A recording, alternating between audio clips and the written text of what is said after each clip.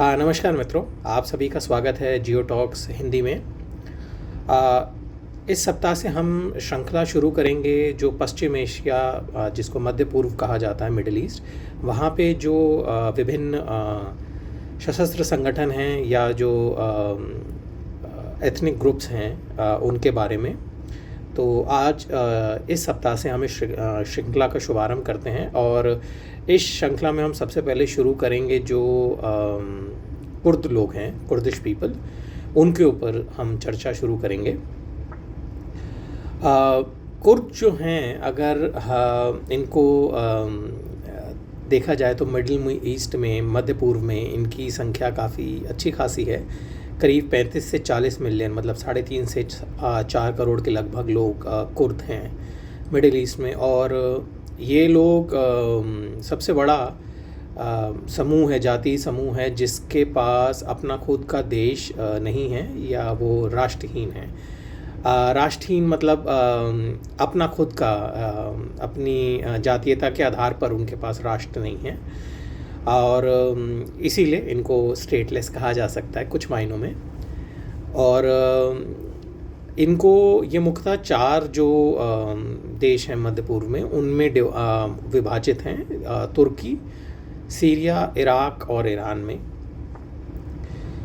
तो जो मुख्य रूप से भाषा कुर्दिश लोगों की है, अगर हम थोड़ा एक संक्षिप्त परिचय कर लें कुर्द लोगों के बारे में, फिर विभिन्न संगठन जो विभिन्न देशों में कार्यरत हैं उनके बारे में चर्चा करेंगे। तो जो भाषा मुख्यतः रूप से अधिकांशतः कुर्द लोग बोलते हैं वो है कुरमांजी और सुरानी, और कुछ हद तक कुछ अल्पसंख्यक मायने में लोग ज़ावरिन भी बोलते हैं।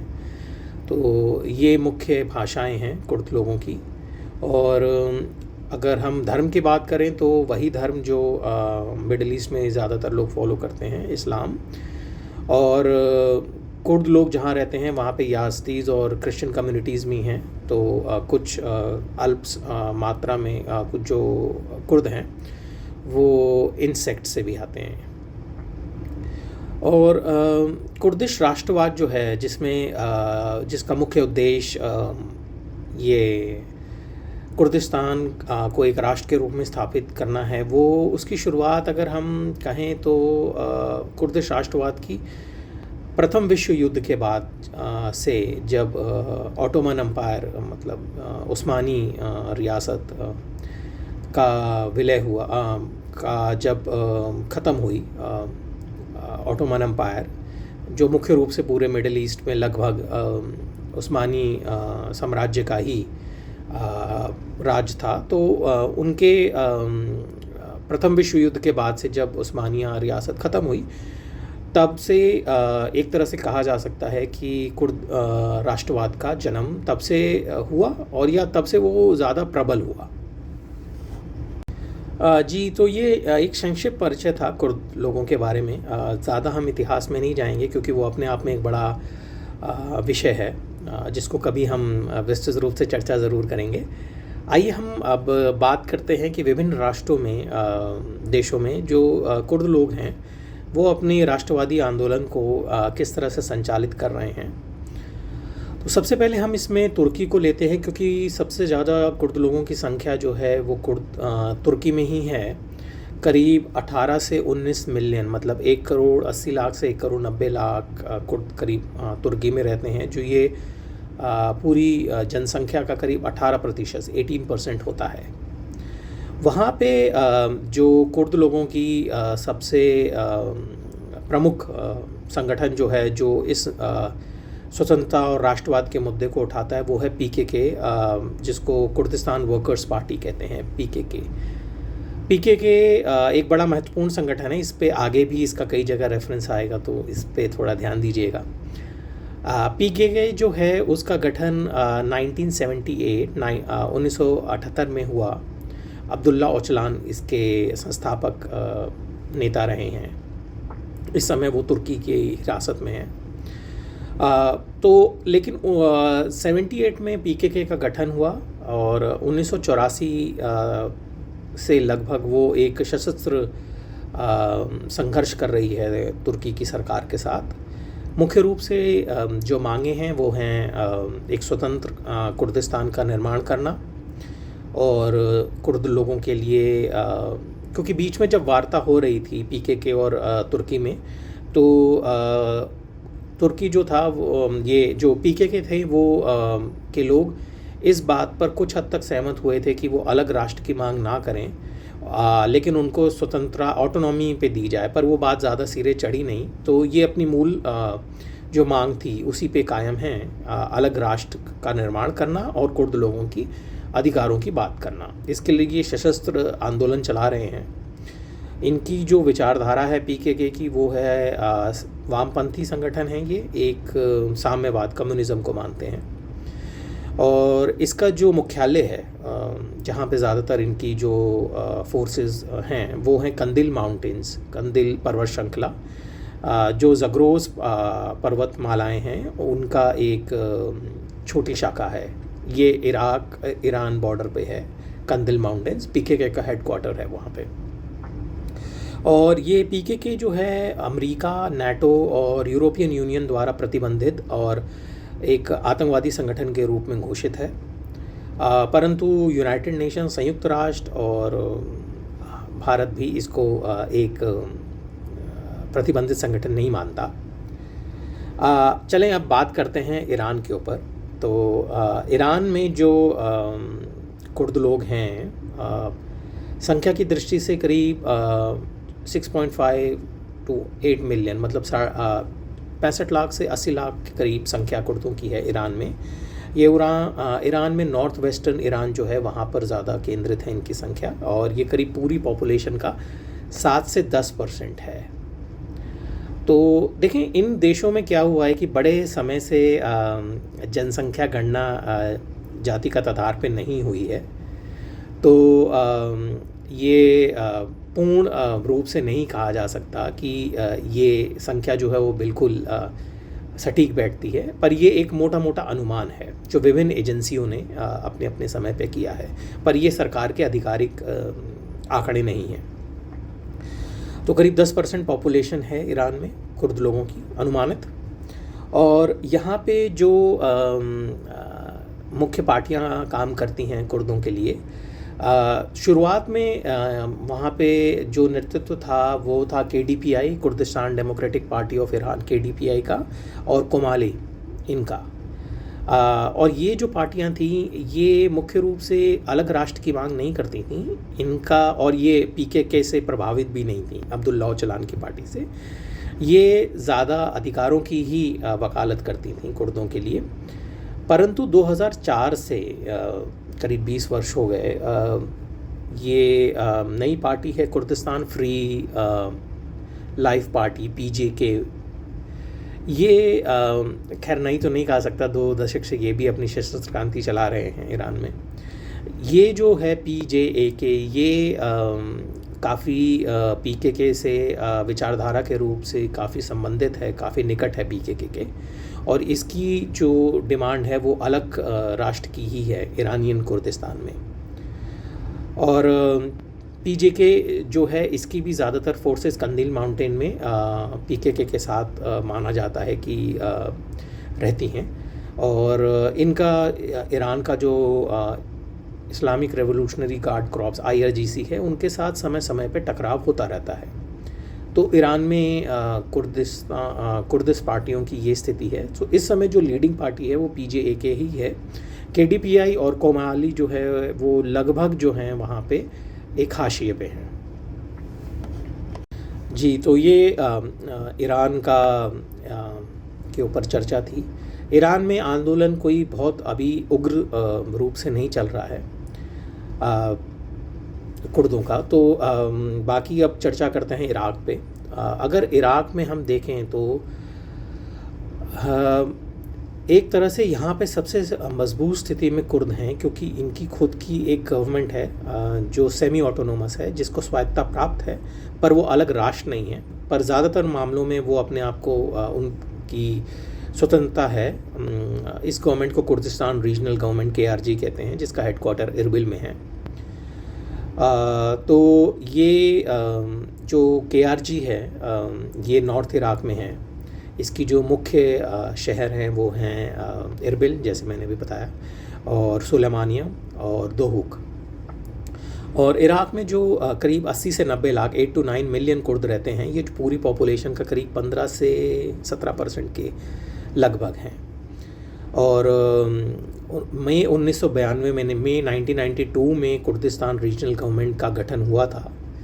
और गाहे बगाए वहाँ पर भी एक अपना अलग राष्ट्र निर्माण की मांग होती रहती है।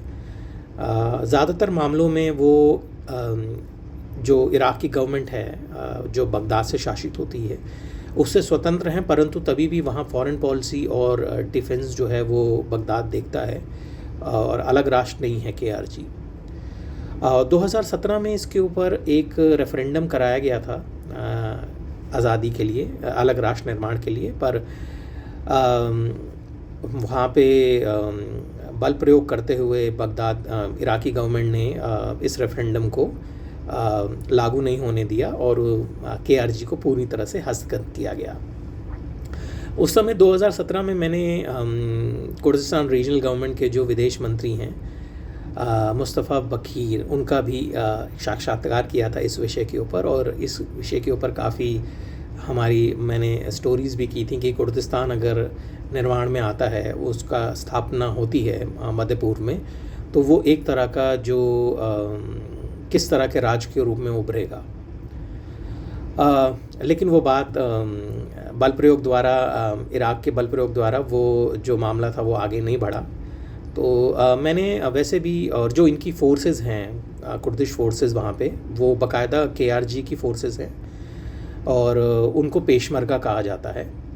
पेशमरगा कुर्दिस्तान रीजनल गवर्नमेंट की आधिकारिक फ़ौज है। इसको हम नॉन स्टेट एक्टर नहीं कह सकते क्योंकि ये एक सेमी ऑटोनोमस गवर्नमेंट की ही बल हैं, सुरक्षा बल हैं।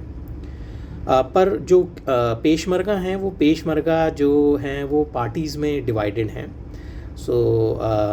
वहाँ की जो सबसे बड़ी पार्टी है कुर्दिस्तान डेमोक्रेटिक पार्टी KDPI, जिसका नेतृत्व बारज़ानी ट्राइब कबीले के लोग करते हैं और इसके संस्थापक थे मुस्तफ़ा बारज़ानी।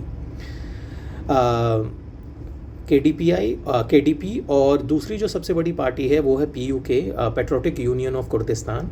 पेशमरगा फोर्सेस जो हैं वो आपस में डिवाइडेड हैं KDPI और PUK के बीच में। तो ये एक यूनिफाइड संयुक्त सुरक्षा बल नहीं है KRG का। सरकार का बल होने के बावजूद ये पार्टी लाइन पे इसका गठन हुआ है पेशमरगा का। और पेशमरगा के ऊपर भी, पेशमरगा के भी कई कमांडरों का मैंने कुर्दिस्तान रीजनल गवर्नमेंट में इंटरव्यू किया था। अभी हाल फिलहाल में जो उनके स्पोक्स पर्सन हैं पेशमरगा के, उस पे मैंने अभी साक्षात्कार किया था। विषय भी यही था कि भाई ये जो पेशमरगा हैं इनका एक संयुक्त बल गठन हो सकता है क्या, मतलब पार्टी लाइन से हटा के उसको सीधा जो है वहाँ पे रक्षा मंत्रालय जो है KRG के, उसके अधीन डाला जाए। तो मैं लिंक इस वीडियो के डिस्क्रिप्शन में हम लोग शेयर कर देंगे उस साक्षात्कार का।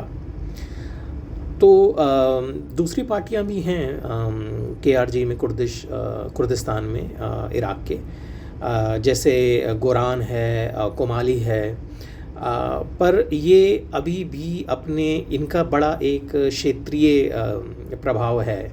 इनको पूरे इराक़ी कुर्दिस्तान में प्रभाव जो हैं वो KDPI और PUK का ही है। यही दो बड़ी पार्टियां हैं। और कुर्दिस्तान जो है, अगर आप उसको कंपेयर करें बाकी इराक़ से, तो वो काफ़ी शांत और स्थायी इलाका है, स्टेबल रहता है। कुछ एक जगह पे जो है वो इनकी भिड़ंत हुई थी, जैसे किरकुक में और बाकी जगह, और वहाँ पर भी जो सिंजर माउंटेन्स हैं वहाँ पे इस्लामिक स्टेट ने, पर मुख्य रूप से ज़्यादातर जो है ये काफ़ी सुरक्षित इलाके माने जाते हैं इराक़ के बाकी जगहों से। जी, तो अभी इराक़ पे हमने चर्चा की। अब हम अपने आखिरी देश पे आते हैं जहाँ पे कुर्दिश राष्ट्रवाद का आंदोलन चल रहा है, सीरिया। सीरिया पे बात करना, क्योंकि सीरिया में जितने भी कुर्दिश पार्टीज़ हैं, मैंने लगभग सारे ही पार्टीज़ का इंटरव्यू किया है, जिसमें PYD जो सबसे बड़ी पार्टी है उसमें उसके जो अध्यक्ष रहे सलाम मुस्लिम, उनका साक्षात्कार किया मैंने। और उनकी जो आर्म ग्रुप हैं कुर्दिश फोर्सेस YPG PYD की YPG, और उसके जो कमांडर थे मुस्तफ़ा बाली, उनका भी मैंने साक्षात्कार किया। और अभी जो वहाँ पे सरकार चला रहे हैं उनकी जो चेयरपर्सन हैं वो, और कुर्दिस्तान नेशनल काउंसिल के भी लोगों का। तो लगभग सीरियन कुर्दिस्तान में हमें लगभग हर पार्टी से हमारा संवाद रहा और साक्षात्कार लिया मैंने। इस समय जो सीरियन कुर्दिस्तान है, इसको एक नाम भी दिया गया है रोजावा। ये आधिकारिक नाम नहीं है, परंतु इसको वेस्टर्न कुर्दिस्तान के रूप में जाना जाता है। वहाँ पे जो पार्टी सक्रिय हैं वो हैं PYD, इसको डेमोक्रेटिक यूनियन पार्टी, जिसका गठन 2004 में हुआ। PYD विचारधारा से बहुत ज़्यादा लगभग एक तरह से जो PKK है अब्दुल्ला ओचलान, उनके सबसे करीब हैं। और जो तुर्की है वो तो ये कहता है कि ये PKK अब्दुल्ला ओचलान की जो पार्टी है उसका सीरिया का ही एक ब्रांच है। मतलब PYD PKK का एक ब्रांच है, इस दोनों पार्टियों में कोई फ़र्क नहीं है। तो इसीलिए तुर्की ने PYD और YPG को भी एक आतंकवादी संगठनों की सूची में डाला हुआ है। परंतु इस समय जो सीरियन कुर्द हैं और इनकी जो आधिकारिक जो आर्म्ड विंग है, सशस्त्र शाखा है, उसका नाम है YPG और YPJ ये जो वुमेन यूनिट होती है उसको कहते हैं। ये करीब 20 से 25% सीरिया की इस समय जो पूरा क्षेत्र है राष्ट्र का, उसके ऊपर कंट्रोल है इनका। और इनके जो मुख्य शहर हैं जहाँ पे अच्छी संख्या में कुर्द लोग रहते हैं वो है कैमिलिशी और मैनबिज, कोबानी। आप लोगों को शायद ध्यान होगा कि वहाँ एक बड़ा युद्ध लड़ा गया था इस्लामिक स्टेट के ख़िलाफ़, और उसके ऊपर कई चलचित्र भी बने थे।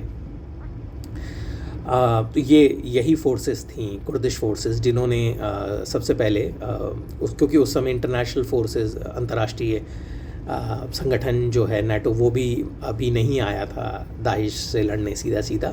तो सबसे पहले इन्हीं लोगों ने टक्कर ली थी इस्लामिक स्टेट से और उनको हराया था। क्योंकि उस समय ऐसा लग रहा था कि जो इस्लामिक स्टेट है वो उसको रोकने वाला कोई नहीं है उस क्षेत्र में, ऐसी कोई फोर्स। पर उनको सबसे बड़ी टक्कर जो है वो कोबानी में ही मिली थी कुर्दों के हाथों से, YPG और YPJ से। और दूसरी भी पार्टियां हैं सीरियन कुर्दिस्तान में, बट वो भी एक तरह से मार्जिनलाइज हैं, वो भी एक हाशिए पे हैं, जैसे कुर्दिस्तान नेशनल काउंसिल। तो लेकिन जो मुख्य पार्टी है वो इस समय PYD है, PYD YPG। अच्छा, इन लोगों को अमेरिका भी समर्थन करता है। इन्होंने एक फ़ोर्स बना रखी है वहाँ पे, सीरियन डेमोक्रेटिक काउंसिल या सीरियन डेमोक्रेटिक फोर्सेस, SDF। उसमें मुख्य रूप से कुर्दिश लड़ाके ही हैं, पर उसमें कुछ अरब कबीले के लोगों को, फाइटर्स को भी लिया गया है, ताकि उसको एक पैन सीरिया का रूप दिया जा सके। सो SDF का जो आधिकारिक अलाई है वो अमेरिका है, US का वहाँ पे बेस भी है, करीब 900 सैनिक वहाँ पे रहते हैं इनके कंट्रोल एरिया में, और हर तरह से संभवतः इनकी मदद अमेरिका करता है। तो ये भी अपने आप में एक आश्चर्य है कि जो NATO का अलाई तुर्की है वो इनको आतंकवादी कहता है, और जो दूसरा अलाई अमेरिका है वो इनका समर्थन करता है। पर इनकी भी जो विचारधारा है वो बिल्कुल भी कट्टरपंथ की नहीं है। ये वामपंथ को मानते हैं, साम्यवाद, समाजवाद को मानते हैं। ये इनकी विचारधारा है, और कुर्दिस्तान के निर्माण के लिए और कुर्दिश लोगों के अधिकार के लिए संघर्षरत रहते हैं, जिसमें ये सशस्त्र संघर्ष भी करते हैं। मित्रों, ये आज हमने एक संक्षिप्त चर्चा की कुर्द लोगों के बारे में, और कुर्द लोगों के जो विभिन्न संगठन जो विभिन्न राष्ट्रों में इस समय संघर्षरत हैं उनके बारे में। इसी श्रृंखला में हम अगले एपिसोड में और किसी जो सशस्त्र संगठन हैं उनके ऊपर, मध्य पूर्व के, उनके ऊपर चर्चा करेंगे। आप लोगों से निवेदन है कि आप सब लोग हमारे चैनल को सब्सक्राइब करें, क्योंकि हमारी हमेशा कोशिश होती है कि हम जो भू राजनीतिक मामले हैं या सामरिक मामले हैं उनके ऊपर एक बिना किसी मतलब हो हल्ले के एक बिल्कुल ऑब्जेक्टिव रिसर्च और एनालिसिस करें। और क्योंकि हमारी जो आपको पता ही है कि मुख्य धारा की जो ज़्यादातर मीडिया हाउसेस हैं वो ज़्यादातर भावनात्मक रिपोर्टिंग करते हैं, या उनको बस एक वो करना होता है कि भाई एक हाइप क्रिएट करना होता है, वो ज़्यादातर चीज़ों की मालूमात के बारे में जानना नहीं चाहते। तो ये हमारा एक प्रयास है, आप लोगों से निवेदन है कि जियो टॉक्स हिंदी को सब्सक्राइब करें। धन्यवाद।